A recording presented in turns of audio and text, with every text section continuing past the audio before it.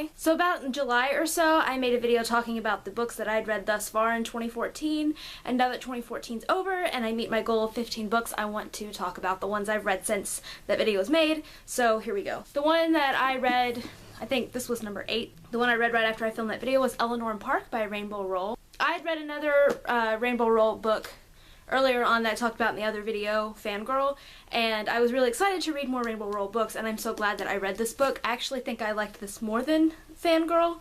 It was just the way that she writes about the story, it just feels so real, unlike a lot of other teenage love stories. And what was also cool about it, it was set in the 80s, which you don't really read a whole lot of young adult fiction that's set several decades back. So that was pretty cool.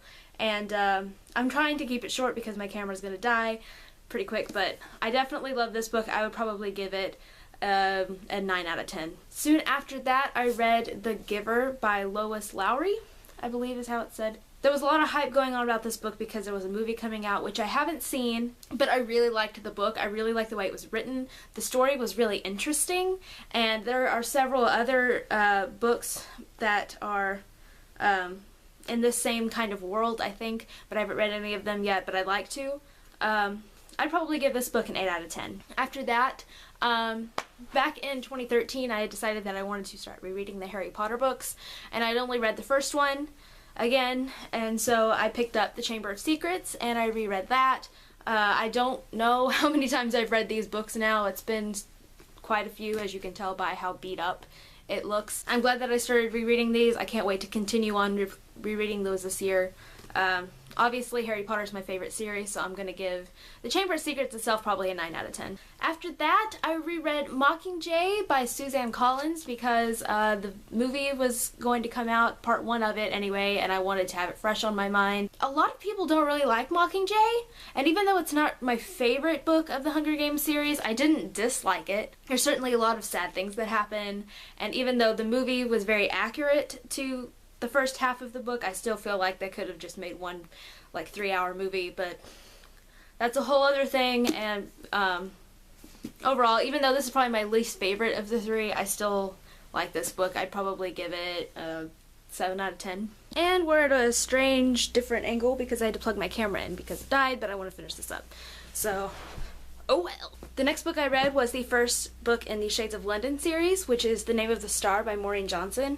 I didn't really know a whole lot about this going into it, but basically this girl named Rory, who's an American, moves to London to go to a boarding school, and there is someone who is reenacting the Jack the Ripper murders, and so there's a lot of supernatural stuff that happens, and it was a really cool read, and there was a lot of things that happened that I totally did not see coming. I bought the second book in this series called The Madness Underneath that I'm going to read pretty soon, and I believe there's a third one coming out sometime this year, so I'm pretty excited to read the rest of these. And I would probably give this one an 8 out of 10. I know I give really generous ratings with my books, but I typically kind of know what kind of book I'm gonna like, so it's very often that I read a book that I didn't enjoy reading, and if I don't enjoy reading it, I usually don't finish it anyway, so anyway.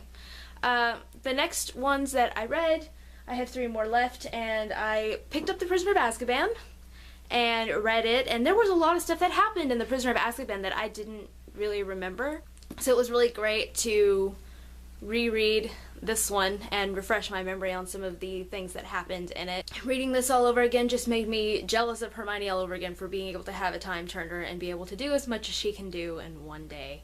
I wish I had that ability. So I would probably give The Prisoner of Azkaban an 8 out of 10. The next 2 books I read fairly quickly and close to my deadline. I decided to read If I Stay by Gail Forman. I actually had never heard of this book until the movie trailer came out, which I haven't seen the movie yet because I like reading the books first if I can. But the trailer looked really good, so I thought I'd read the book, and I picked it up at Walmart at some point. It's been sitting on my shelf, so I took it home with me for break and read it in like a day. It was such a quick read, and I wanted to know what happened next. I didn't expect a whole lot out of this kind of book, but it was actually really, really good. A lot better than I was really expecting it to be. I immediately went out after I read this book and I bought the sequel, Where She Went, and this was the last book that I read last year. Finished it like 3 days before New Year's Eve. And even though I didn't think that Where She Went was as good as If I Stay, I still really loved them both, and I'm glad I read them, and I want to read more Gail Forman books because she writes romance well. If I Stay, I would probably give an 8 out of 10, and Where She Went probably a 6 or 7. We'll go with 6.5. 6.5 out of 10. So here's the stack of books I read the second half of the year, and I can't wait to read more. I set a goal to read 15 again this year. Hopefully I can surpass it. I'd like to surpass it, but 15 at the least that I'm gonna do. And I've already read one, and I'm halfway through another, so I'm ready. I'm rearing to go. If you want to watch the first half of this video that I filmed over the summer, I'll put a link to it up here somewhere. And let me know what kind of books that you read this past year that you enjoyed and what you're looking forward to reading this year.